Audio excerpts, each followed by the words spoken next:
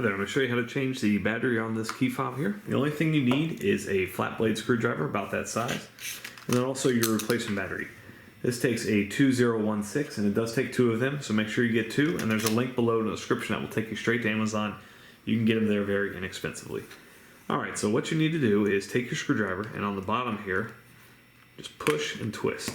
You can crack the 2 apart from each other. At this point, this might stick out a little bit, but put that back in there, and there is your circuit board. Okay, so these 2 batteries, you can actually just pull them out, and you can see they're both plus side up. So, take out your old batteries, slide in your new batteries, just like so, and then you can just place it right back down on this, and it sits in there. You can see it sits in there really nicely.